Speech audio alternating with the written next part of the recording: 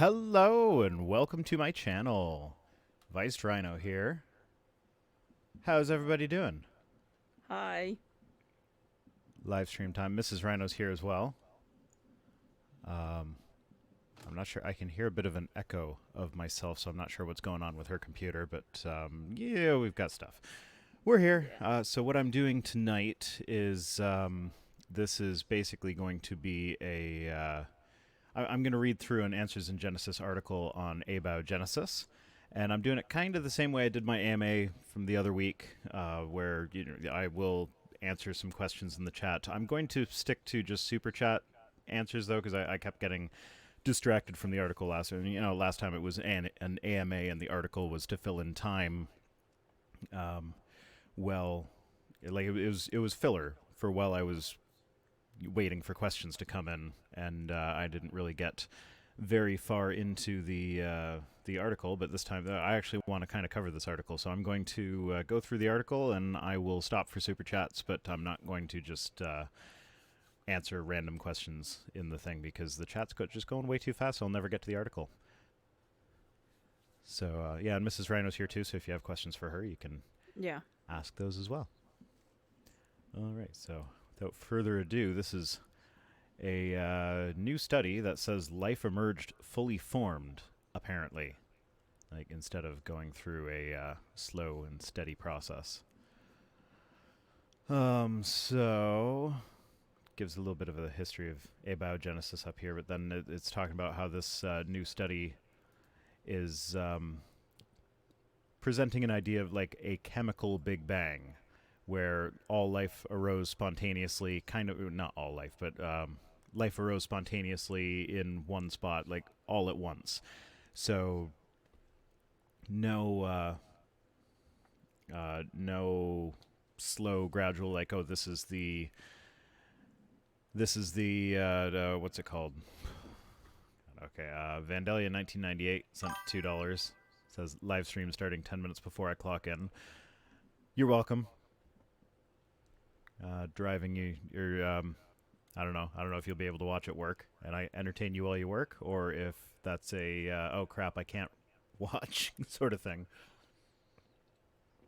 But yeah, so back to chemical Big Bang. So the idea is that originally like you'd have like a phospholipid bilayer just forms like little globules, and then they eventually encase some amino acids that eventually turn into um, something like RNA, and that RNA can behave like a protein.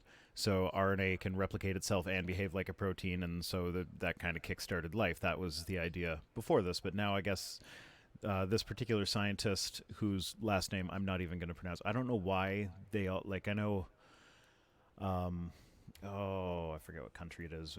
I want to say Poland. But like Martin Hanchik is a origin of life researcher that I've referenced quite a bit. He's the guy that, like, he made protocells in a lab with 5 little chemicals that do everything from eat to chase food to reproduce to eating each other, and he like and but then he basically came back with, well, five chemicals is way too simple, because that would not have even been possible. Like, it wouldn't have been possible for that to happen on the early Earth. It would have been a big chemical mess. So he did it again, but with like messy organic tar. And so that was Martin Hanchik, and he was, I believe, Polish. And then this guy that they're referencing, that AIG is referencing, is Sotzak? Szostak. I have no idea how to pronounce that. I'm seeing people say that YouTube is quiet. I've got my levels cranked here. Like, just turn up the gain a little bit. Are you talking to me? No, well, yeah, you can turn your gain up a bit too. I'm It's at basically the top of bottom one. it's the one on the back. I think the one facing you is volume. But now, okay, so I might be clipping soon, but yeah, hopefully Oh, this better is now. loud enough for you guys. and all those funny sounds. I'm going to mute Mrs. Rhino for a minute because she's fumbling with her microphone, and that's making weird sounds. But anyway, so this scientist has proposed a chemical Big Bang where basically all of the pieces for life were there right to begin with. And typical for AiG, they start with the beginning. Like this bit is from the. I think I have the article open here. So that bit is from the intro here. This doesn't really get into the article proper. The article, unfortunately, is behind a paywall, and I can't just pay the $3.50 to get this one article. I have to do it like quarterly, and it's $3.50 per week, so it's like $50. And I'm not paying $50 just to read an article that I'm taking care of on AiG. Okay, somebody sent a super chat. Let me just look. That was Mr. Itchy said, so puppies came out of the goop fully formed. That doesn't seem likely. No, that doesn't seem likely. Oopsies, I clicked the thing. Back to AiG. So this is from before the paywall hits. No, go back. Back. So it's from this section here, and then later on when they quote the article, they quote the very, very end. So typical AiG stuff, they quote the beginning and the end and leave out the entire middle. So it says, the article explains that life requires at the bare minimum 3 core systems: an outer membrane, the ability to metabolize, and the ability to reproduce using genes. So 2 out of 3 of those are really easy. That's what Martin Hanchik did with his little bubble experiment, his protocell bubble thingy experiment. Sorry, I do have to stop occasionally to take a swig of my beer. But he didn't get it. He didn't actually have genetic material. Like, they would split and kind of reproduce, but there were no genes being duplicated in this process. So that's kind of the tricky thing with this, is how does the genetic material get there? So chemical evolutionists have a problem when it comes to trying to explain the origin of life. Like, what is a chemical evolutionist? Like, you can't go to school for chemical evolutionary science. Like, I don't know. Like, you go for chemistry. I don't know. There's no scientist who is a chemical evolutionist. But yeah, that's AIG's typical us versus them thing. They gotta phrase everything as like, oh, either you're an evolutionist or not. So chemical evolutionists have a problem when it comes to trying to explain the origin of life. You need all 3 of these systems at the same time in order for life to even be imaginable. No, you don't need them at the same time, because I mean 2 out of 3 of them happen pretty easily, and it's fairly simple. It's a fairly simple thing for those 2 things to happen, and they can stick around long enough for the genetic material to occur, and we know amino acids can occur naturally. So the existence of amino acids isn't really a big deal. So scientists have argued over which came first, but now some say that all 3 came at the same time. Kinky. That's it. Yes, of course. In other words, it used to be that life evolved so slowly you couldn't see it happening, and now it happened so fast we missed it. Yeah, so I really I think they're equivocating here. I think they're doing it on purpose, because you say like life evolves so slowly. Well, that is talking about the process of evolution, that like how animals like how the species diversify. It's not really talking about abiogenesis with life evolves so slowly you can't see it, because that's a typical AiG line, is that the process of evolution takes so long, like it takes such a long time that nobody can possibly live to see. Oh wait, I missed it. They may be referring to Kim and Sotsak's et al.'s 2020 paper, A Model for the Emergence of RNA from Prebiotically Plausible Mixture of Ribonucleotides, ribonucleotide, I don't know, and 2' deoxynucleotides. They probably are. I did a quick search before this, and I didn't find any papers that were obviously talking about everything happening at the same time, and I didn't find any other popular article write-ups on this, and like that title does to me. If I saw that title, I wouldn't immediately think that they were saying all that stuff happened at the same time. But yeah, that's probably the paper they're referencing, because the article that was just written this month, and the only stuff I saw when I was searching for this sort of thing was all like research from 2010. So I don't think it was any of that research. Anywho, I've seen a few questions fly by in the things, but I forget what they were, and nobody's sending super chats, and I'm answering super chat questions.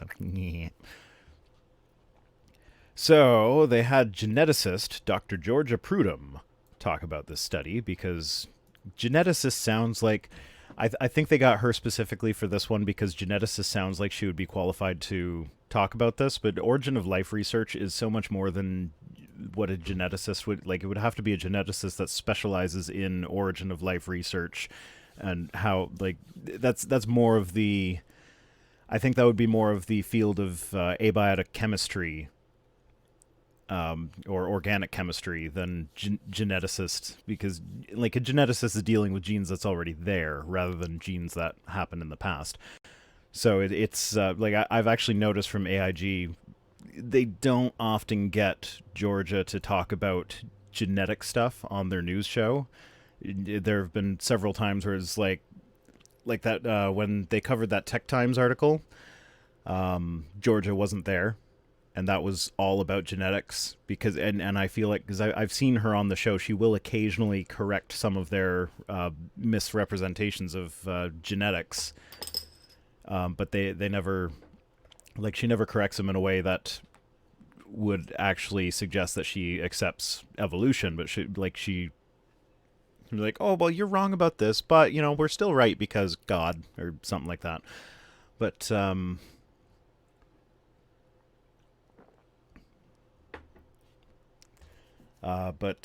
yeah, so she PhD giggles. Yeah, that's I think that's Morgan Sanchez gave her that nickname. It sounds familiar. That was one of the regular guests on Paul's show gave her that nickname. But yeah, so she doesn't often talk about genetics on their news show, but they always have her comment on stuff like this that are kind of outside of her bailiwick. So the scientists correctly define what you need for life. Well, I'm glad Georgia approves that the scientists who are doing actual scientific work correctly defined life. So something to contain it. Yeah, that's what we were just talking about. They've given up on bacteria being the first living organism because they know how complex even these simplest organisms are. I don't think anyone has ever proposed that the first living organism was a bacteria. Drinking Rhino ASMR? Maybe.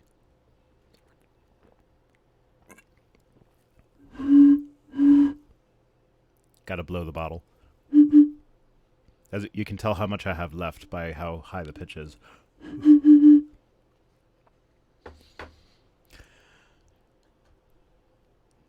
You saying you're not good at blowing? Mm-hmm. Okay, so they're talking about, yeah, and since none of their other ideas about which came first have panned out, they've decided that all three requirements for life must have evolved at once from Goldilocks chemistry. No, that's not it. Like, there are still theories, like, this is one study. If it pans out, it'll be interesting. If it does not pan out, then it's, it's just a study. Like one single study often does not pan out and become consensus. Like, if the one study is going, is like, if it goes against the consensus, it usually doesn't pan out. I'm sorry, I keep getting distracted by the chat because I keep on. When you say Goldilocks, No, the Goldilocks chemistry is that's they're kind of playing on. Sorry, you got cut off at the beginning there because I muted you for a bit. I'm muting you because I think my echo is coming from your thing, so I'm hoping I don't have an echo when I mute you. But yeah, I'll be that way. Yeah, I will. So yeah, Goldilocks chemistry is basically reference to, Goldilocks is like, oh, this one's too hot, this one's too cold, this one's just right. Yeah. So So the idea with Goldilocks chemistry was, the idea with the Goldilocks zone, it's originally an astronomical thing where a planet orbits within the Goldilocks zone of the star. That zone is where liquid water could exist on the surface of the planet without, there's some wiggle room with that, because there are places like Europa which it has liquid water all over it because of tidal forces that create heat that keep the water underneath the ice surface in liquid form. I think they're saying Goldilocks chemistry is like same idea. Everything was just right for life to form. It doesn't quite fit because there's not so much a like, oh, too much over here, too little over there. Um,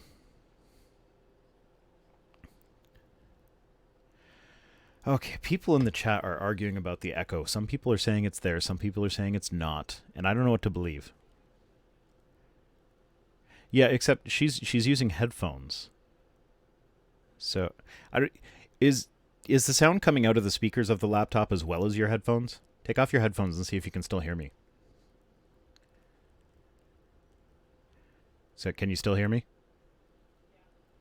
Okay, you need to oh, for Pete's sake. Please stand by. I have to go help her with some technical crap. Be right back.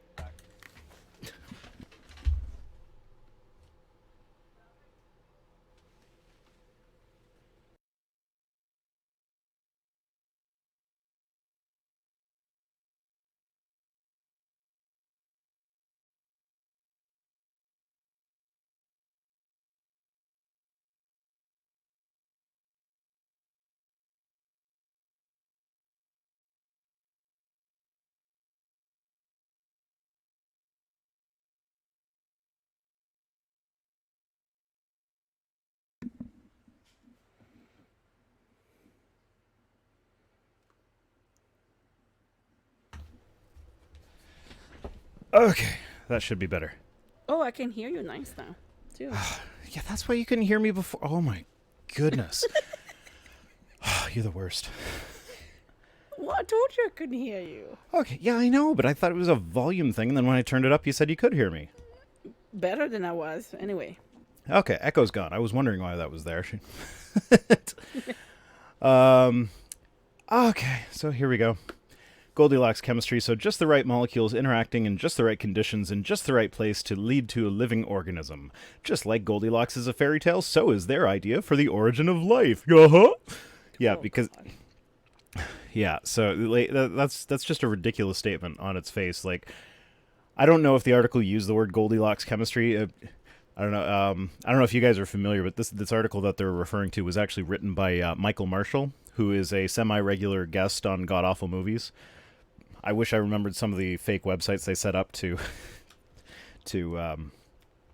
shit talk him, because they're hilarious. But anywho, yeah. So I don't know if he used the term Goldilocks chemistry, but like they can't just you can't just make an analogy for something and then say, oh well, because the analogy I made is a fairy tale, therefore this is a fairy tale too. Like you have to actually say why. Like bring to light why it doesn't work, and like it's a preliminary study. Like it's the first one that suggested that it would be the it's the first study I'm aware of that's suggesting that all three of these things happened simultaneously. And so like if it's wrong, it's not like it's some surprise that proves abiogenesis wrong. It's just like, okay, that's not how it happened. Because like abiogenesis is a tricky thing, but all the research to develop this idea is dependent on the scientists adding just the right chemicals in just the right conditions, meaning intelligent design was needed, and they still didn't end up with anything living. Life only comes from life, and life only comes from the Creator God. Well, those two statements are mutually exclusive. If life only comes from life, then okay, maybe that one's not mutual, but like if life only comes from the Creator God, then it can't just come from any life. So yeah, that's a bit ridiculous on its face. Like it just like that statement is self-contradictory, and they can't see it. But anyway, they say like intelligent design was needed, and they still didn't end up with anything living.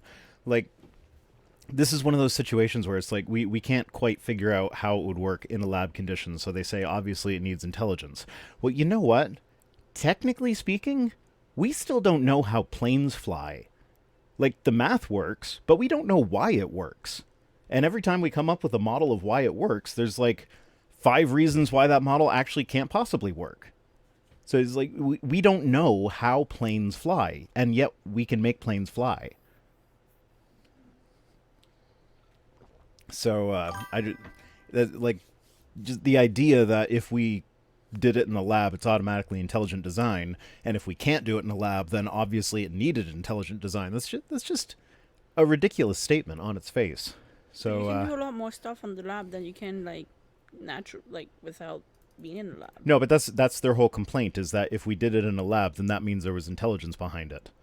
So it couldn't possibly have happened naturally because it needed intelligence to happen. But then we can't do it in a lab, and they say, see, we can't even do it in a lab. Therefore, it's impossible. It's like this combination of arrogance combined with total disdain for the scientific method. That's So, like, insane. it means they look down on it, like oh, it's the whole thing where it's contradict, like you damned if you do, damned if you don't. If we create it in a lab, they say, oh well, that doesn't count because it's in a lab that's intelligent design. But then if we can't do it in a lab, then they say, see, we can't even do it in a lab, therefore it never happened. We have a couple of super chats. We do. So DL80AEG says Luca has been said to be only half alive, only be able to reproduce, I think. Yeah, the last universal common ancestor, I don't know if it would have been Luca that was only half alive. I think because in order to be the last universal common ancestor, it would have had to have had genetic material to pass on, I think. Is But Luca like an... yeah, Luca, Luca, last universal common ancestor. Oh, okay. That's not common then.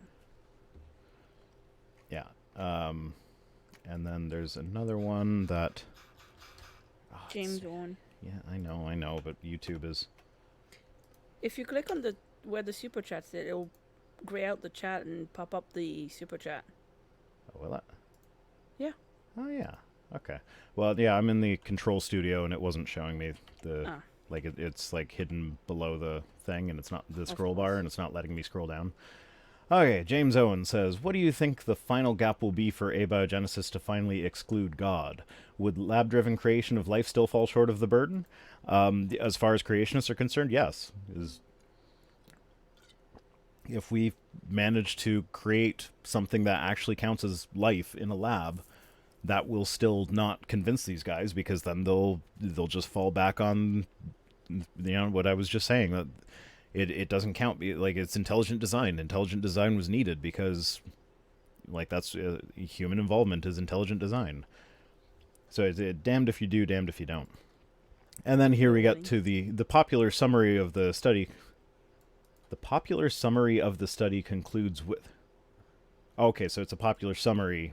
That's very awkwardly phrased. Anyway, they quote the conclusion. Of course, this all depends on everything first idea being proven correct. This guy is protocells, and the new biochemical insights have won over many researchers, but some pieces of the puzzle are still missing. Perhaps the most persuasive argument is that simpler ideas don't work. As this is the case with many things in life, the beginning was probably more complicated than we had thought. And that usually is the case. Things are usually more complicated than we initially think they are. And being complicated doesn't make it designed. In fact, like, simplicity would be a good proof of design rather than complication. Okay, so the strongest support for this origin of life story is this: that the alternatives don't work. I mean, that's basically what religion relies on to make their arguments for God. It was like, well, you can't prove that God doesn't exist. That's actually, I think that's I can't remember which. I'm putting out so many videos now that I can't remember which ones cover what. So let me just quickly take a peek at my videos that I have scheduled for tomorrow. And what's it called? Yeah, so Tuesday's video, looks like. Yeah. Tuesday's video, I actually respect Greg Kokel basically brings that up. Like, his argument is basically you can't prove that God, like the classic example of like when people like atheists will say like, okay, well, prove that I don't have an invisible, intangible dragon in my garage. And like whatever proof you come up with that I can always come up with an explanation why that proof doesn't apply. And that's so the fact that you can't prove that I don't have an invisible, intangible dragon in my garage doesn't actually prove that I do have it. But Greg Kokel actually brings that up. He uses that exact thing. He's like, "Well, you said you had an invisible man in your house. I walked in, I looked all around, and I didn't see any invisible man." And then the audience laughs, and then he says, "Like, see, I can't prove that you don't have an invisible." And he tries to use that as like his explanation as to why it's okay to prove God that way. Like, Greg Kokel astounds me. Every time I get to an apologist that like when I start covering them, I've heard of them before. Yeah, let's go to. Not really reading that right now. So every time I cover an apologist that I've heard of before that like people have sent to me, there's like, oh, you're clearly afraid of covering this guy because his points are so good, like William Lane Craig or Frank Turek, or in this case Greg Kokel. I'd heard of him before, and I thought I had the impression that he was a pretty formidable apologist. Every single time I have been disappointed at just how laughably bad their arguments are. Like Frank Turek gets up on stage and he says repeatedly, he's said it in multiple interviews, sometimes very recently, like, oh, well, epigenetics is the structure of the cell. Yeah, this is boring, so I'm going to Pornhub. That's okay. I never claim to be the most exciting guy live. There's a reason. There's a reason I script all my videos, because I'm not good live. So this is practice for me. Enjoy your Pornhub. You'll get no judgment from me on that. What was I saying? I think that's why we mostly do like drunken nights. Yeah, I'm more fun when I'm drunk. Yeah.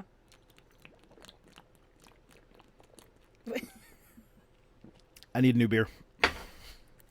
There we go. Yeah, so these apologists are always like being touted as being like hard hitters or whatever, but then you hear their arguments and like, oh, Frank Turek, he was like in multiple interviews, he talks about how epigenetics is the structure of the cell. Like, no, that's not even close to what epigenetics are. Like epigenetic, like that's so wrong of an explanation that I want to use Aaron Rau's thing where that's not even wrong. But like epigenetics are just, they're environmental factors that change the way genetics are expressed. So, like, if there's a methyl group gets attached to, I think it's a methyl group gets attached to the DNA at some point, that can change what protein is created by the DNA once it is expressed. It doesn't change the DNA, and epigenetics are not, like the way Frank talks about them, it makes it sound like our cells are built out of epigenetics. And it's like, no, our cells are built out of proteins and lipids, and water. But, like, epigenetics is just like a phenomenon that changes how DNA is read. But then he'll use that as like, see, DNA can't get you a cell because you need epigenetics as well. And like, fuck off, Frank. Okay, back to the article. Sidetracked there. Yeah. Methylation. Yes, DNA methylation. That's an epigenetic phenomenon. Really, their story is nothing more than just so story because they have somehow to explain the origin of life without God. They'd rather put their faith in the unbelievable, that is something as complex of life could just pop into existence, than put their faith in the one who made them. And not just any one, but the one true God, the creator God of the Bible. Yeah, right. So that's just so wrong on so many levels. Like, it's what do you want us to do? Just stop. Nathan Jasper, no, you're wrong. Greg Kokel is not a lawyer, but he did get his Master of Arts in Christian Apologetics from a law school. So he did go to law school, but it was to take a course in Christian Apologetics. I remember being shocked by that. I'm like, I would not want a lawyer representing me if he went to a school that also taught apologetics. But I mean, I guess maybe there is some perverse logic behind that, because you do need to make a good argument that doesn't necessarily get you to the correct answer in order to be arguing for God. Yeah, but still, it's I don't know. It's Uh, weird. yeah. I don't know. Maybe I'm wrong. Maybe he also, maybe Master of Arts in Apologetics is just the degree that he promotes on his website, and he actually did get a law degree as well, and that was like a minor or something. I don't know. Maybe. Friendly Atheist brought me here. Friendly Atheist, did they mention me somehow? What? Ooh, what? Friendly Atheist is Hemant Mehta, I believe. So I don't know. That's I'm happy if he mentioned me, but I didn't expect that. James Owen says, "Do you think people like Paulogia or Matt Dillahunty would be formidable as apologists when they had faith? How would an apologist be strong today?" I don't know. That's a good question, because they. Oh, okay. So they're both very intellectually honest people that want, like, if they're wrong about something and you let them know they're wrong about it, and you have good reason to support the idea that they're wrong about it, then they will absolutely change their minds. So they don't really hold on. But if they were apologists, would they be being dishonest about it, or would they be using cognitive dissonance to, like, kind of hold their conclusions, even though I think they could. I think if they put their minds to it, they could be convincing apologists. I don't know if it would be, like, convincing in the sense that they would convince atheists, or they would just be better at convincing Christians to stay Christian. Because those are two very different things, and most apologists seem to aim more, like, even if they say they're targeting atheists, they seem to be aimed more toward, like, toward keeping Christians. Friendly Atheist was live streaming and he ended it, and then I guess YouTube promoted this one next or something. Okay. I don't know. I was getting excited there for a minute. No. But yeah, I think Paul and Matt could be formidable apologists as far as apologists go. I don't know. Like, William Lane Craig has this tendency to be very condescending and couching. Like, he'll use verbal like word salad, basically, to make it sound like he's smart, and so smart guy thinks this, therefore you are smart if you also think this. But Wait, who's I don't know. trying to make himself smart? William Lane Craig. Ah, okay. He's the guy that called Paulogia brain dead. Or he didn't call him brain dead. He said he had a brain dead faith. Oh, okay. But like that's what I mean. He's very condescending. So life of it. Back to the article. So yeah, they're talking about how they have, like, the scientists have to presuppose not God in order to research the origin of life. It's like, what does AiG want them to do? To just say, okay, God did it, and then drop all their work? Like, that doesn't lead to any understanding. Like, would we have ever invented flight if we just looked at birds flying and said, God did that, we can't possibly do it, so we, like, just don't even look into it? And like I said, we still don't understand how planes fly, but we managed to make planes fly. Ooh, S. Glooble's in the chat. Haven't seen you in a while, S. Glooble. Oh, really? Yeah. He's normally in my... they. He's I don't know. used to be on I don't my know. I don't know. constant- I just assumed a he. Might be a she. Might be they. So I'll just say they. Used to be in every video and stuff like that. Yeah. Okay, the cat's ball. Yeah, keep an eye on S. Glooble's comments if they start getting repetitive or belligerent or anything. Just put them in timeout. Okay. I'd like to encourage discourse, but please don't be a jerk about it. So they it seems like they just want scientists to stop and say God did it and stop doing research. But that's just not productive. You don't learn things that way. You don't make new advancements in science that way.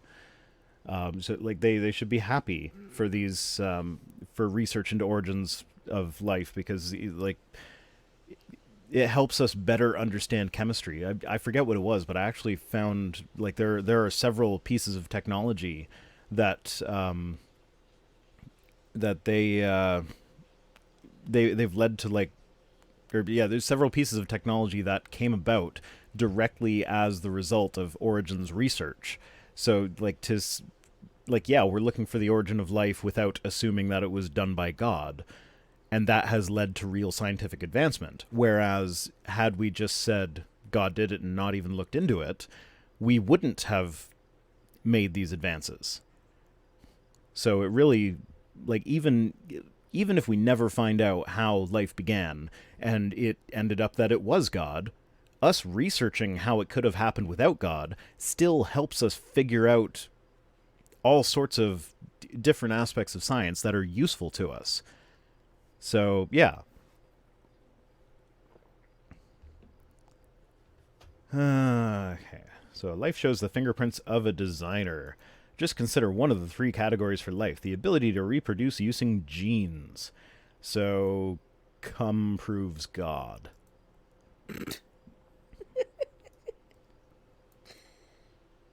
I mean, I think. No, it doesn't. Yeah, well, it does to them. Yeah, according to Genetic them. material. That's what cum basically is, right? Sure. So this requires an information system to code the instructions needed to assemble life. Except DNA doesn't really act as a set of instructions in the same way as a computer code would. Like with DNA, it all depends on what environment it's in. Like that's where Frank Turek is kind of right, where he says that epigenetics are really important to how DNA operates, because like what environment the DNA is in can have a drastic effect on it. This is that experiment where a tadpole, they take a patch of skin off the belly of the tadpole and swap it with a patch of skin that was on the back of the tadpole, and then when that tadpole turns into a frog, the nerve cells connected in the way that they were supposed to like the skin that was originally on the back that was moved to the front got the nerves that were supposed to go to the back, and vice versa. So if you tickled the frog on its belly, it would scratch its back, and if you tickled the frog on its back, it would scratch its belly. That's cool. That is cool, but that's because like the genetic material is not a blueprint where it's like you can look at the letters of the code and say this code, when you execute it, will build a frog. It's that the DNA was, like, depending on what happens when, with like which hormone is injected when, and what cells are surrounding the cell that is replicating, it changes how different things work. And so like the nerve cells were using the genetics to sniff out the next place it should connect to, and so they connected correctly, quote unquote, to the to the tissue where they thought they were supposed to go based on what the chemical makeup of those cells were. So yeah, so DNA isn't a blueprint or whereas a computer code, it doesn't matter. Like every computer should run the same code and you'll have the same results. Fair Well, enough. I mean, I guess that kind of works too, because like the same code will not run on a Mac as it will on a PC, as it will on a phone. Like you do have to account for those things, but that's not so much. That's I never went far enough into programming to be able to parse out this analogy properly. So let's just keep it to the realm of PCs, which I understand. Like every PC will, like, you run the same code on the same PCs, you'll get the same results, and that's a feature. That's not a bug. Whereas with DNA, it completely changes depending on the environment. Anyway, so that's that. And information systems don't just pop into existence. No, but like I said, DNA is not an information system. It is it does store information, depending on how you define information. But it's not an information system in the same way that an IT professional would understand it. Information only comes from other information, and ultimately a mind. In this case, the mind of the creator. Like, again, that depends on how you're defining information, because there's information that is produced completely mindlessly. Like when the wind blows and a rock smashes a window, there's information contained in that. Oh, I'm seeing people asking questions but not sending super chats. Nope. Oh, okay, I guess that person's a member, so I suppose I can answer their questions. This is Mark Beiser says, if the chat will stop moving on me, you are saying science will never give us a monkey with 4 asses? It might. I don't know how likely that is. I don't know if that's an active area of research, but it's possible. I mean, but it depends how you define an ass. Do you mean just an area where it's like 2 mounds and a crack? Or does there have to be a functional anus that expels waste? Oh, gosh. Because functional anus that expels waste is going to be more difficult than just making another, like, superficial pseudo-ass, for lack of a better term. I think the I Need a New Bot book would be handy for that. Yes, we do have a book about replacing that. Yes. Okay. I don't know what's going on in the chat right now. Everybody's arguing about something, and I've missed too much of it. Oh, somebody said one AiG exec downvoted. No, I'm pretty sure that was S Global. Yeah, I should have S Global on as a guest sometime. You want to do that, S Global? Someone's saying we should have more beer. You want to take care of that, wifey? I can try, yeah.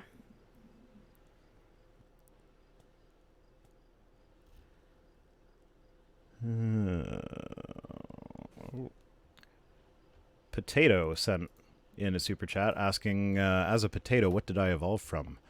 Oh, let's see. What did potatoes evolve from?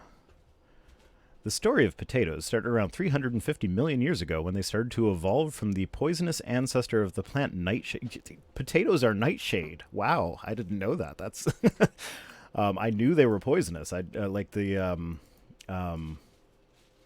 like if you harvest them too young while they're still green. Oh, there's a beer. Thank you. You're welcome. Are we talking about potatoes? Yeah, potatoes. Potatoes are poisonous if they're harvested wrong. Not like very poisonous, but mildly poisonous. But yeah, so potatoes, tobacco, chili peppers, bell peppers, and tomatoes all evolved from nightshade. Wow. I didn't know that. Ooh, that one's nice and cold. The other one was not that cold. Learn something new every day. Potato, tomato. Yeah, potatoes and tomatoes are both in the nightshade family. So, yeah. Wow, that was delayed. We just got the little ding saying that the potato donated. Someone else donated. Yep. Oh, no, that was just what's going on with the super chats? Why are they being delayed, and why is... There's no message with that one. Okay, Damos Kai... You just want me to say your name because you know I'm bad at that.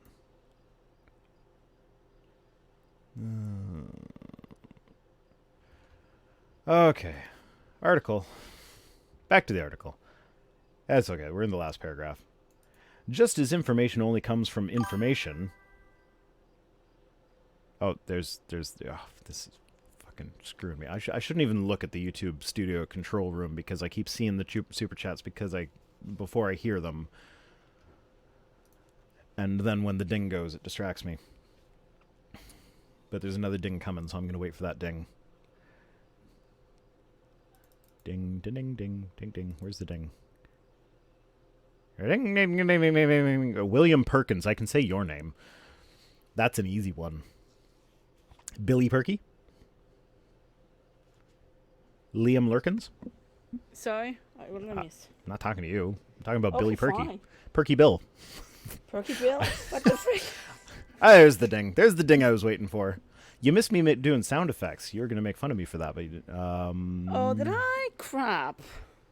Oh, James Owen says it can't be true that potatoes evolved from nightshade because we still have nightshade.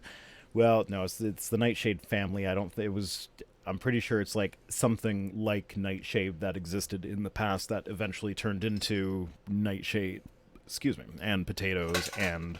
Dude, what are you doing? I just put my lid in the garbage can, okay? Oh, yeah, I guess that was a little too loud. Oopsies. Okay, William Perkins is laughing at, I hope, me making fun of his name. Because... Oh, you got... Oh, yeah, you got your sticker. Did you send me the picture of your sticker on Twitter? Were you the thermos one? No, that's somebody else. That was somebody else. Okay. Yes.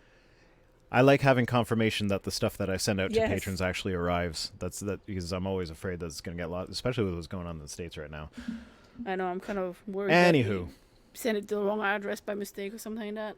Okay, S. Global will be a guest on my show. Why not? So I guess I need a way to contact you to make sure that it's not somebody pretending to be you that just wants to get on the show. So, S. Global, if you're comfortable, put your email address in the chat. Otherwise, I guess go to my website and fill out the contact me thing. I don't know how I would verify if it's actually you, but Maybe if he puts one of his things that he posts on your videos or something like that. yeah, link to one of the articles that you always send in the videos when you submit the thing that would on the contact me thing. Scott Lane says, "Love your content, Rhino. Keep it up, buddy." Thank you, Scott. Appreciate it. Let's see if I can actually get through this last paragraph before getting distracted again. Oh, there's Scott Lane's gonna ding. He hasn't dinged yet. I don't hear the dings. No, the ding. Well, you're that's because you're not watching the stream. The dings don't go to you. But Yes, I am watching the stream. There's two dings. There's two dings coming. There's one. That's Michael Robel. It missed Scott Lane's ding. Oh my goodness, this thing gets it backwards. Oh, okay. Got potatoes. I don't know. Did you know that pineapple is a bromeliad? Here's your stinking super chat. There's Scott Lane's. It's going backwards now. It's messing me up. Well, thank you for the stinking super chat, Michael Robel. I don't know what a bromeliad is. Should we Google that one now? Sure, I don't know what a bromeliac is. I don't know what a bromeliad is. How do I? Ah, Wait, wrong you one. don't know something? Oh crap! I didn't plug back in. I know where Google is. That's what I know. Okay. What is a bromeliad? Before I killed the battery. Oh, spelled it wrong. It's bromeliad. Oh, excuse Owned. me. No, it was the other guy.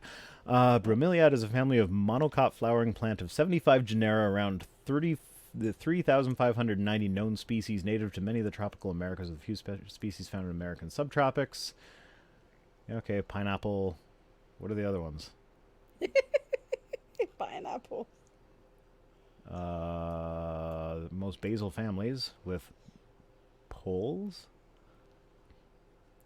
We both know how much the you poles. like, Poles pineapple. look like a type of wheat, maybe. Poles? Yeah, Poales. Yeah, grass. So pineapple is a type of grass. There we go. You should tell that to the kids. You should tell that to the kids. Well, I mean, I'm not going to tell them to it like that because that's a drastic oversimplification. That is, come on, I can't figure out which windows I have where. You're such a pro, I'm honey. just going to close this whole thing. Bye-bye. There we go. Back to the... Oh, Mark Beiser upgraded their membership to Angsty Teen Rhinos. Yeah, okay, so for those of you who are members on my thing... On YouTube? I always forget to post member benefits because YouTube doesn't make it easy to track which benefits you owe to what. So I purposely made the member benefits not very good. The best way, I think, is Patreon. The best way is Patreon. I understand not everybody likes it. And there is a convenience factor with YouTube, especially if you already have YouTube Premium. It's just like, an extra however much the membership is. But whatever, that doesn't matter. That's off track. I'm just apologizing for being bad at taking care of my members. So just as information only comes from information and ultimately a mind, so life only comes from life and ultimately the life giver. These researchers studying the incredible complexity of life are without excuse for denying the creator's existence. Who said they deny the creator's existence? Like, they obviously, anyone looking into abiogenesis does not accept young Earth creationism, but that doesn't mean they're atheists. Like this, what was the guy's name?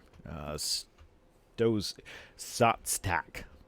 This is his website with the, like Substack? these are all the things he's researching. But let's. Okay, we're done with the things. We can make the chat big now so we can see it. Let me.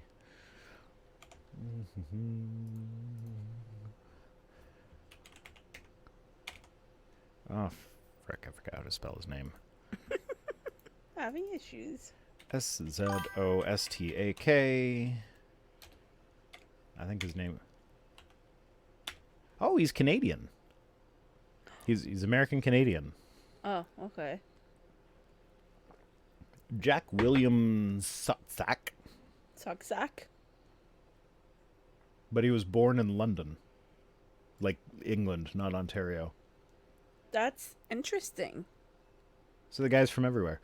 Yeah, kind of like me. Got a Polish sounding last name. With Mark says I don't think people actually care what the benefits are. Yeah, I've found that too, and I appreciate that. Potato says thank you. I found that too. Most of my We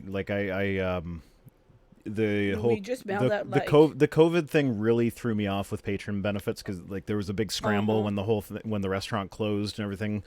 And we got behind on them, and it got to a point where it's like, we really got to figure out who we need to mail what, and like, okay, we'll do that later, and later just never. So it's like 5 months later, we finally mailed out some Patreon benefits, and all of my patrons were like, oh yeah, that's right, there are benefits, aren't there?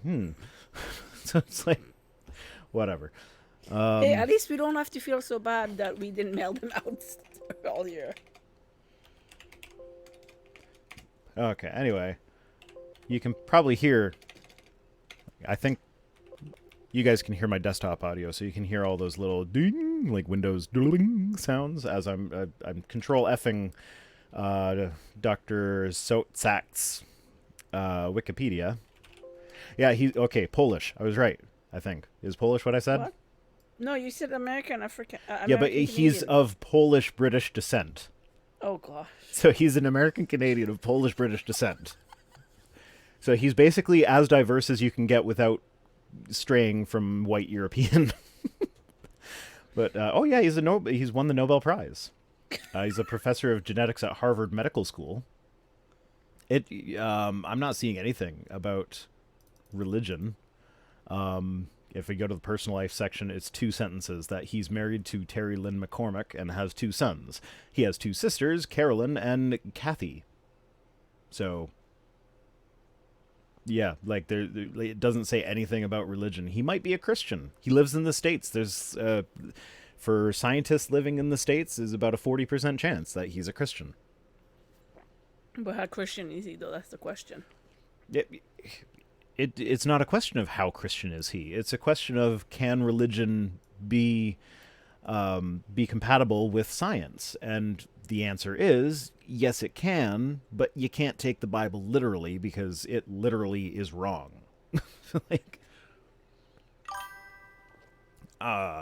Nathan Jasper sent something. Let me go back to the thingy so I can read it. Someday they'll demonstrate abiogenesis after endless pushback, the Christians will eventually just say, well, that's how God did it. Yeah, that's exactly it. That's what, like Mary Schweitzer, the lady who discovered dinosaur soft tissue in 2005, she is on record as being a devout Christian who is researching how God did shit. Like, not in those words, obviously, but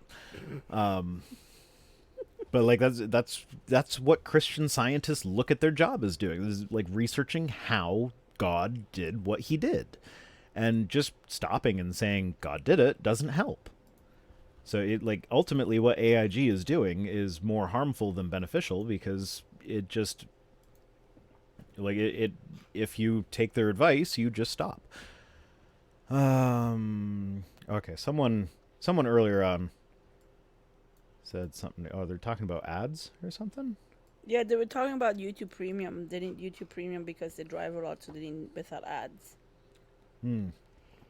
I also YouTube Premium driving was one of the things that I wanted it for too as well, because I had at the time I had a cell phone plan with limited data, and the idea of being able to download videos. I also drive along when I go to work in the restaurant. I drive along the Niagara Parkway, which is it's got spotty cell reception because it's right on the border. So even if I had data, I couldn't rely on it to be there all the time. So I like the idea of being able to download a video and listening to it on my car speakers in the background or whatever. But yeah, so YouTube Premium. I posted about this on Twitter a little while ago. Just want to say it on the channel here.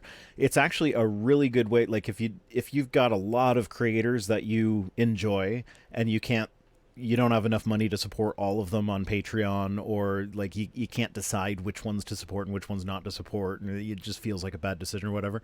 If they're all YouTube, like if it's YouTubers rather than podcasters or something, YouTube Premium is actually a great way to support all of them.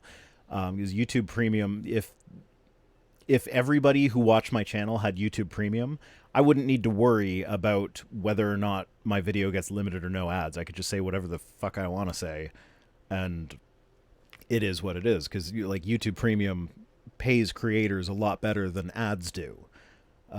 So it's a good way to support all the creators that you watch without choosing one over the other. I actually, if you go to my Twitter, it's not hard to find me complaining about how shit YouTube can be at times.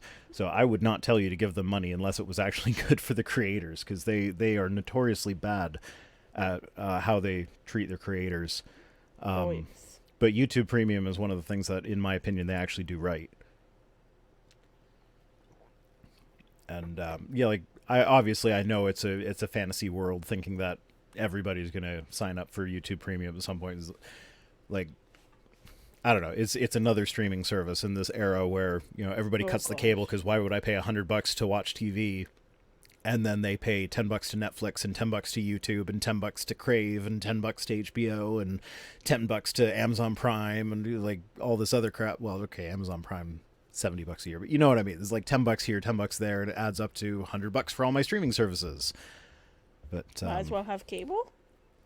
Yeah, it's pretty much the same thing, except that's where I kind of draw the line. I refuse to sign up for streaming services that still show you ads.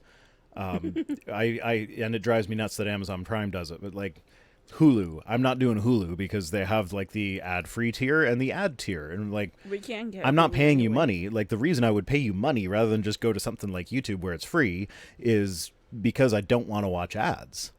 And like that's actually like I've had YouTube Premium for years now. I can't go back to like occasionally I watch a video in incognito mode for various reasons, and there's an ad before. It's just like it just shatters my worldview. Oh, I know. I'll look at a video through, like, I don't know, Twitter or something like that, and it won't take me to the YouTube app. It's like, ew, what's that? Yeah, so like I don't know. I feel like if I'm paying for a streaming service, there shouldn't be ads. But at the same time, I understand why there are some on Hulu.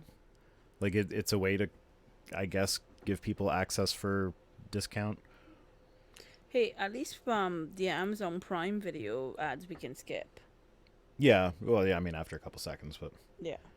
yeah, Mark actually says the same thing as us. He has Amazon Prime more for free shipping than for ads. Yeah, Absolutely, totally. that's us as well. Yeah. Like he says, the Prime, the video is just a bonus, totally. Yeah, no, and let's see, we've been watching Castle and The Expanse, but aside from that, like, I mean, I'm enjoying The Expanse, but I think we started the Men in the High Castle a while back. yeah, didn't we? I started it because I was curious about it, and you never seemed to be interested in it. But now that you're seeing the ads for it, you're interested. I know. So maybe we will.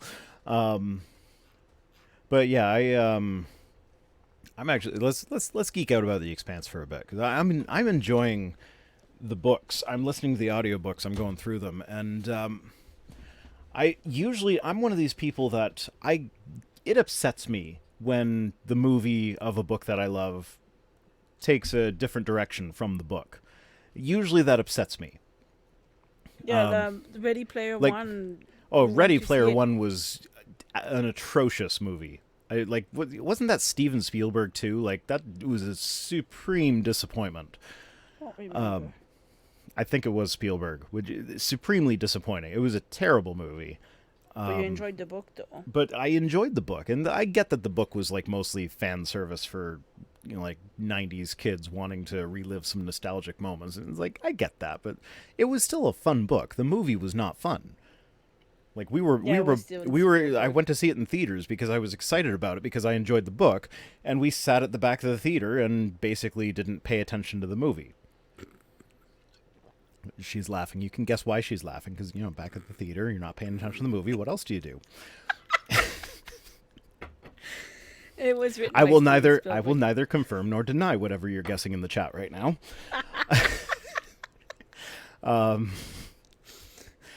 Let's see, where was I? Yeah, so, but then, like, Lord of the Rings drove me nuts because they basically assassinated Faramir's character. I get why they did it, and it made sense from a movie perspective, but it still drove me nuts. But I think The Expanse, I don't know, there's something about how they're doing, because they are changing the story. Like, they're sticking with the story, but they're also changing significant parts. But I don't know. I get they're doing it in a way that is like they're still kind of remaining true to the characters, but they're changing the story to be better for a screen. Yeah, because you mentioned it to me. Like, you Yeah, said I don't know. that this is not how it happened in the book. And it's actually it's kind of a catch-22 there, because they're the things that they go into in the movie, like they change significant plot points while keeping the basic plot intact. And it's kind of like I'm listening to the books while watching the series. I'm trying to keep the books ahead of the series, so I prefer to get the spoilers through the books rather than the TV show.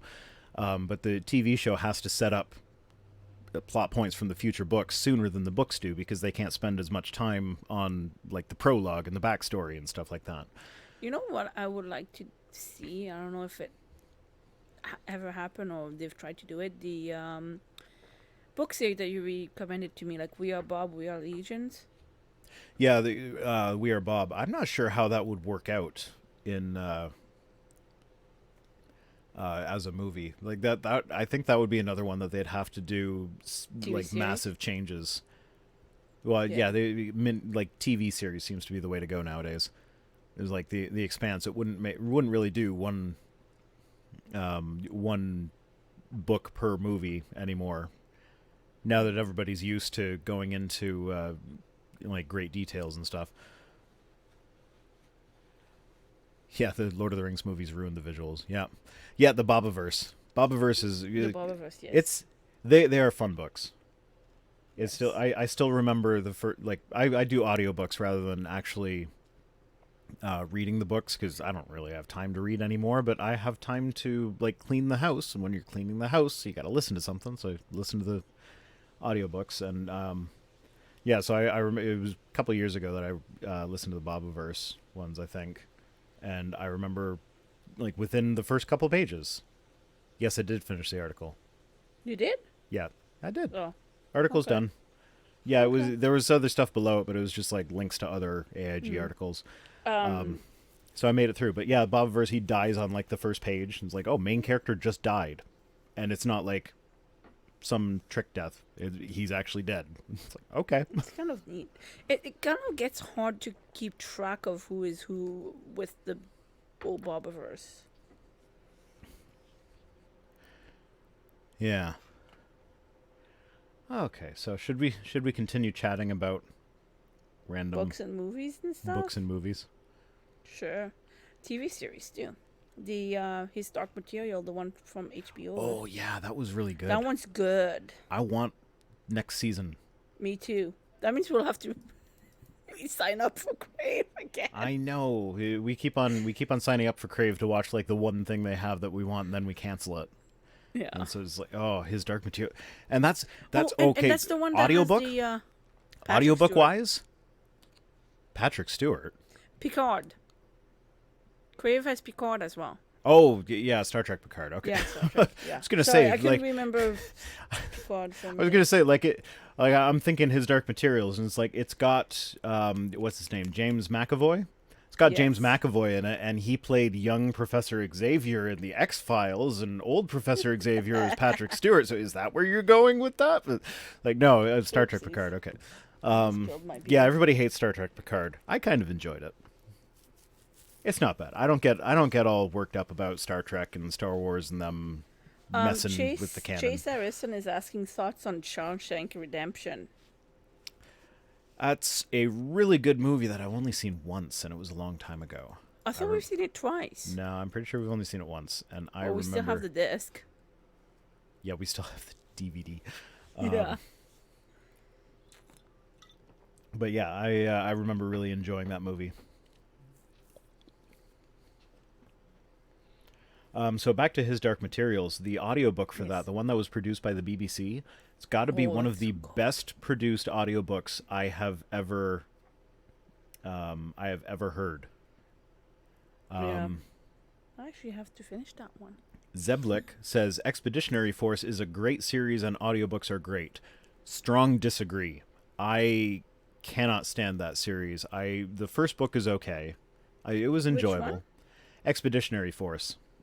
Oh. I don't think I really talked to you about it, but is No. after book one, it's the exact same shtick over and over again on repeat with the I forget his name, the AI guy insults the humans by calling them stupid monkeys who couldn't possibly figure this out, and then stupid monkey figures it out, and then AI guy goes like, oh, I hate my life and everything sucks, and except that's dragged out over like 7 pages, and it's the whole book repeated over and over and over and over again. And like first book was okay, but after that it just kind of went downhill, and I listened to the whole second book, and I had to force myself to listen to it because I'm a completionist. Once I start something, I like to finish it. And so I started it. I'm like, I have to finish it. And it felt like work. Listening to that audiobook, it just was not enjoyable to me. But it's like the movies. We're the same way. We have to finish it, but there's a couple of movies that. Yeah, I'm the same way with Chicago? like I've watched terrible movies that I absolutely hated that I still finished. Watchmen, that was horrible. The Watchmen. I didn't like the Watchmen, but we watched the whole thing. But there's like a list of like 4 movies that we didn't finish. One of them is Chicago, the musical. I just I don't know. Like everybody loves it. We were curious about it, but then I was curious about it, and the music's all right from it, but I just couldn't really get into it. Like I just didn't care about the story. So we never finished Chicago. Batman v Superman. I fell asleep through it. You fell asleep through it. I managed to make it halfway through, and I think it was at the scene where he got called in to testify in front of Congress or something. He was like walking into Congress and just like, okay, I'm turning this off and going to bed, and I never finished it.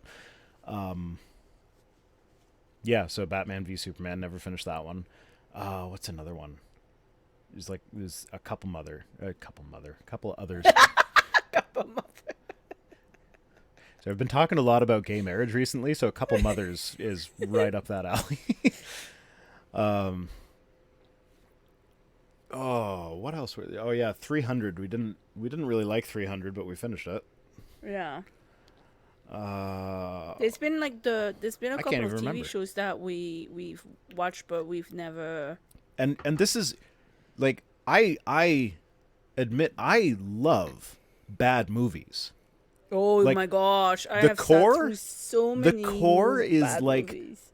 The Core has become one of my favorite bad movies because it is absolutely terrible, but it's terrible in a hilarious way. Like that was I actually picked that movie too. Oh my goodness, I've never I don't laugh very easily out loud. Like I might give like a little kind of thing when I'm amused. Like I don't generally laugh. The Core had me just howling with laughter.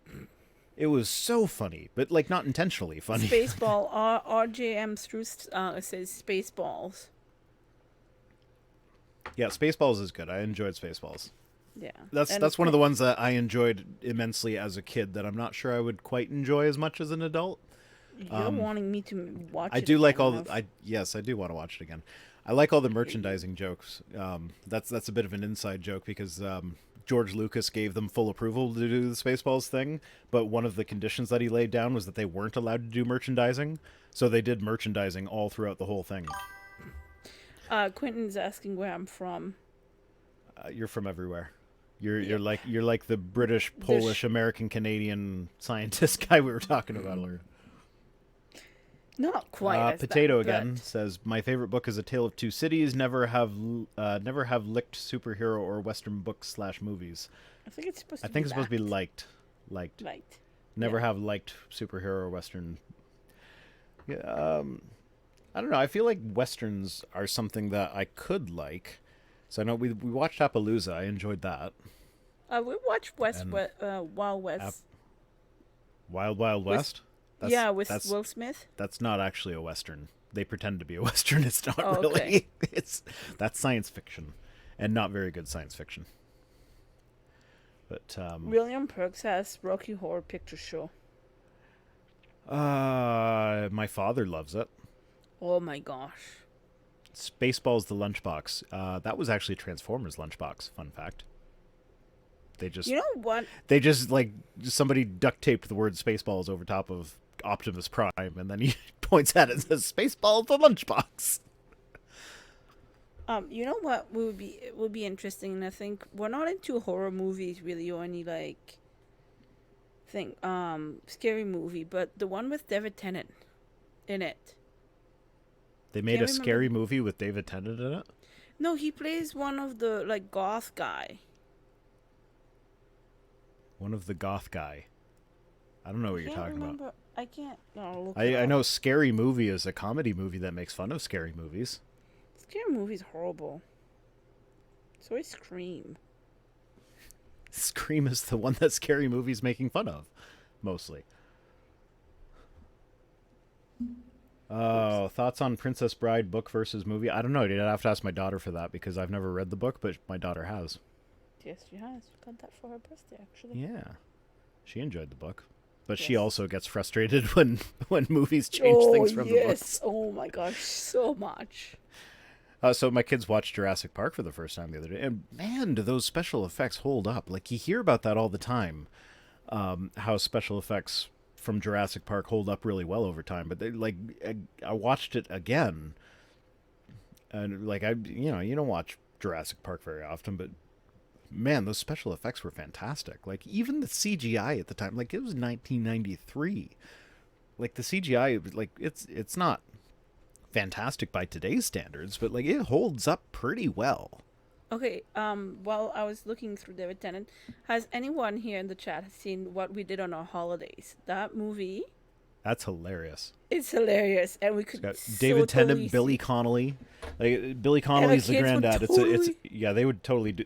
That's the thing is that my dad would totally make the kind of jokes that Billy Connolly did, and then my kids would absolutely do what those kids did to Billy Connolly when he died.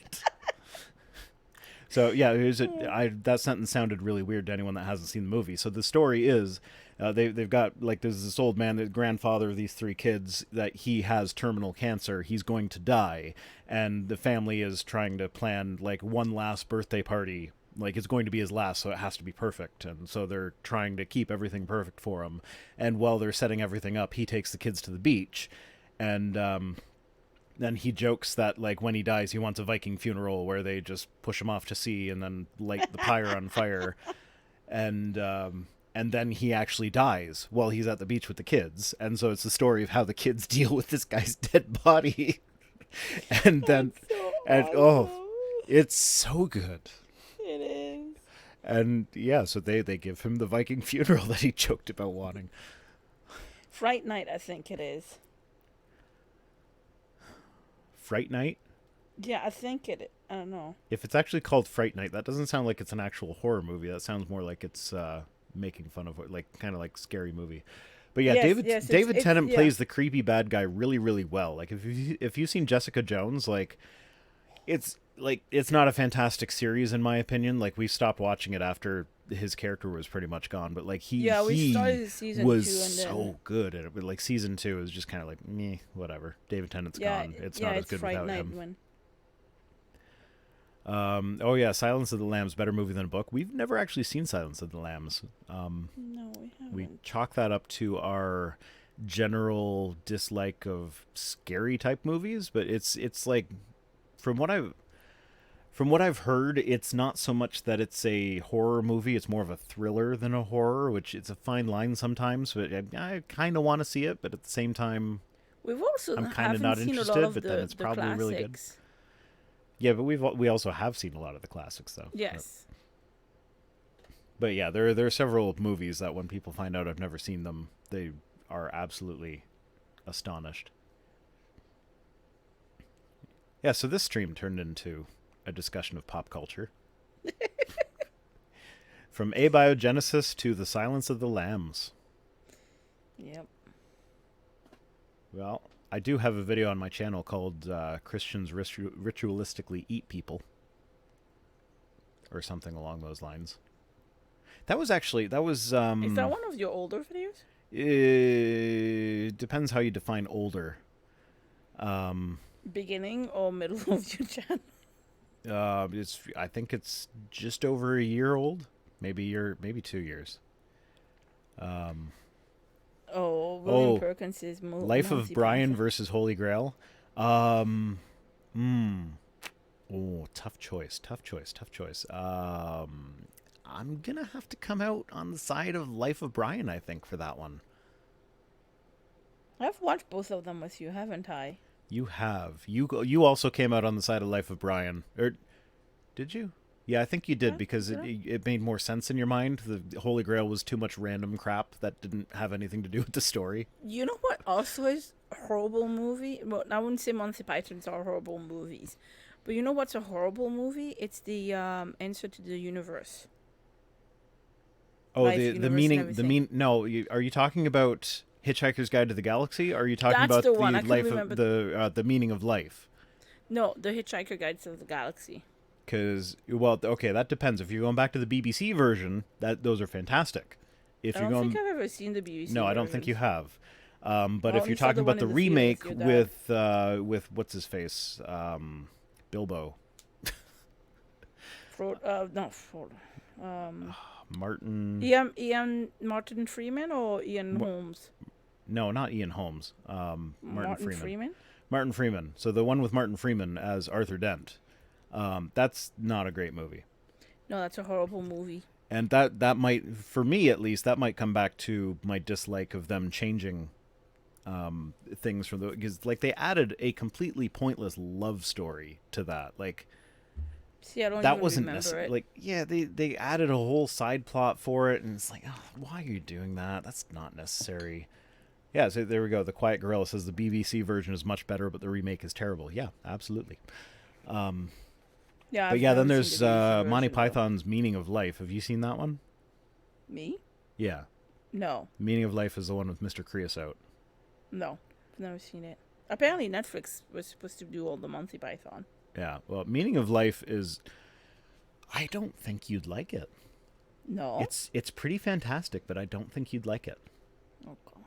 Like it's completely absurd, and that's the way it's supposed to be. Like, Mr. Creosote is a fat guy who comes into a restaurant, throws up all over the place, and then like the waiters hate him so much that they actually kill him by feeding him just a little tiny bit too much, and he explodes.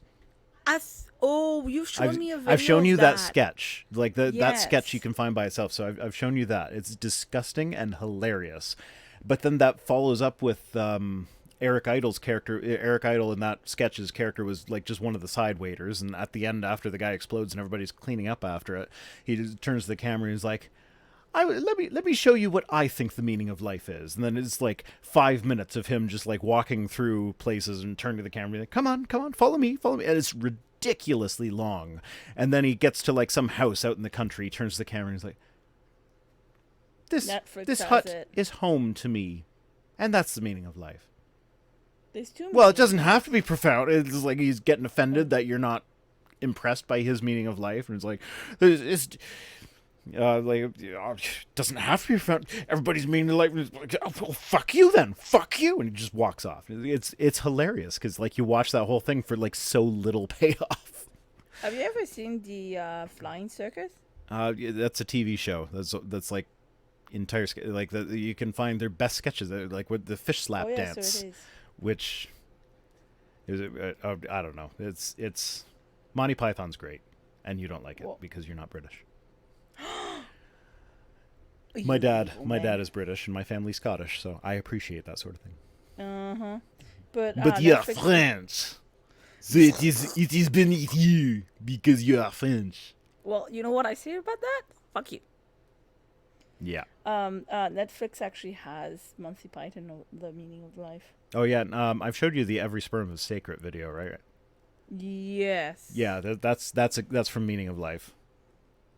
That's one of the sketches. Lumberjack song, is that Monty Python?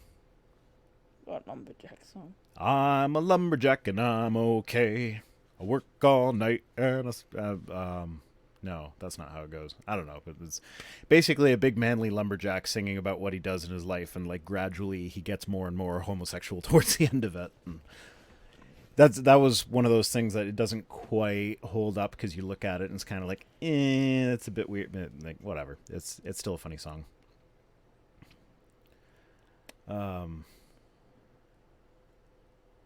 Okay. Darkness Rising.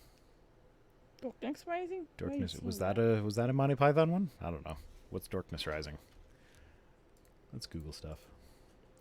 Darkness Rising. Hanzo was saying that the 100 is good, and I'm gonna have to disagree with him. The 100? No, the 100 Yes. the 100 is good. At But the beginning. at the beginning it was good, but it got to the point where it was okay. Darkness Rising is not. And Hans, definitely not. Hans Monty also Python. mentioned Agent of Shields is good, except we don't get that. Yeah, no, I didn't really like that one either. The 100 was good. It just like eventually it got to a point where it was just I don't know. It was I don't know how to explain it. It was just like I feel like they were stretching it. I don't yeah, know. it was just, it seemed like they were just trying to stretch it out as far as they possibly could. It's still going on. I know, but it's like none of the characters ever got a break from anything. It's always like they go straight from one catastrophe right into the next catastrophe, and it's always a world-ending catastrophe that's going to kill everybody if we don't solve it right now. Okay, so Deimos, whatever your name is, I'm sorry, I'm bad at that. Says thoughts on Mystery Science Theater 3000, the old one, of course. Is that what it stands for? Yeah. See, this is one of those things where I know enough about it to know what MST3K means, but I've never actually seen it. Oh, really? Then Eric Mishima says, Airplane. I've never seen Airplane. I know about Airplane. I know that's where the yes, I am serious and don't call me Shirley comes from. But, yeah. Is that Liam Neeson? No, not Liam Neeson. No, Leslie Nielsen. Leslie Nielsen. Leslie Neeson. Oh, yeah, okay, that's why. We've seen, which one is it that makes fun of the Harrison movie? With Leslie... Wrongfully Accused. Yes. I've been wrongfully accused. Yeah, that was one of the ones that I loved as a kid, but then watched as an adult and was like, oh, this is so bad. At least you're realizing some of your bad movie choices. Yeah, whatever. Zeblik donated $2. Says, ever see Holy Moses with Dudley Moore? No, I haven't. No. I'm not familiar with that one. And yeah, so should we call it a night? It's been an hour and a half. Yeah. Yeah. Oh, Hans says apparently the 100 became great with the end of season 4, which I'm not sure if we got that far. No. I think it might have been season. We stopped shortly after they were like in those council meetings with the locals, and things were going wrong, and I don't know. I don't remember what season that was. But we've introduced our kids to Star Trek Enterprise. No, not Star Trek Enterprise. No, oh no, that's not. No, We Star started Trek them with Next the good Generation. one. The good one, Next Right, Generation. yeah, the Next Generation. And yeah, maybe unpopular opinion, the original Star Trek isn't really that great. Like I'm sure it was great for, sci-fi at the time, Which but one? The Next Generation? no, the original series. Next Generation, I actually remember as a kid watching Next Generation just thinking like how cool it would be to live in a world where doors open automatically for you when you walk up to them. It's like, and now we do. It's not quite as cool as I thought it would be, but it's still one of those like, oh, Star Trek predicted the technology. Um, but yeah, so Oh, that's the what. original of Star Trek.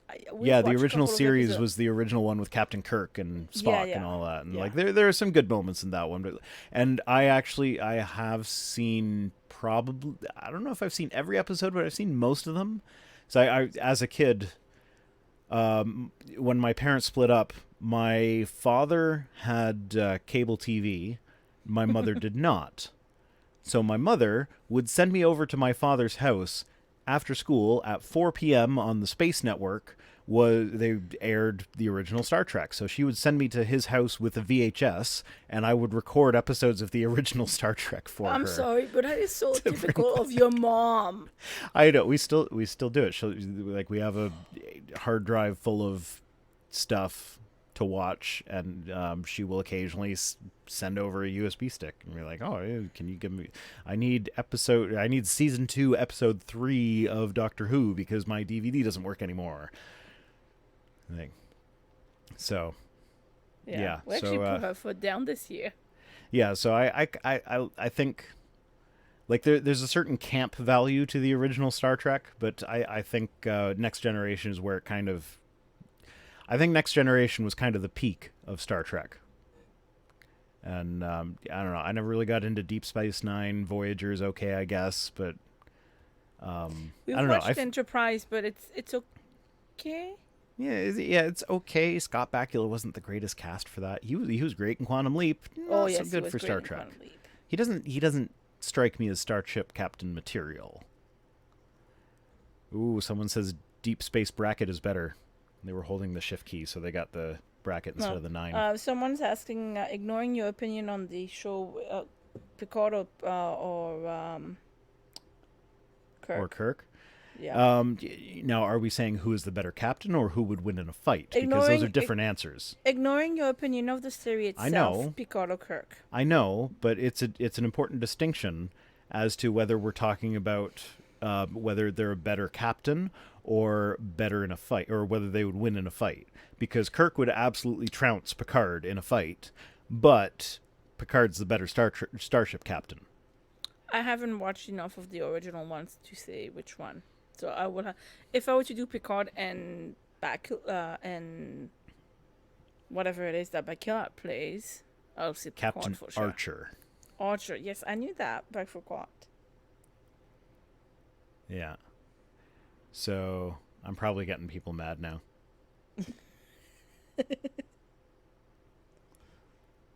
Yeah, everybody's talking about Stargate SG-1. I like the movie Stargate. Never really got into the show.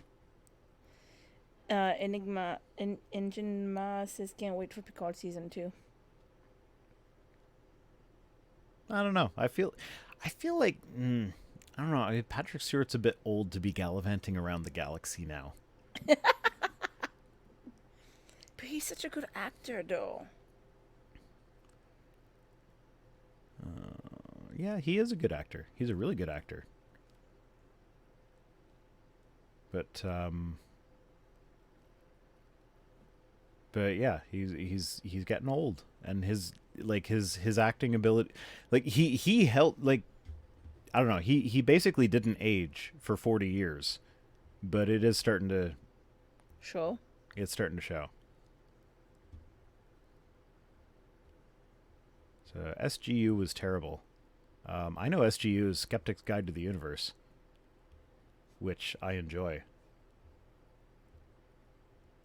That's a podcast, So right? that is a podcast. It's a podcast that I enjoy very much. And that's how I learned about kiwi crates, which our kids love. Yes.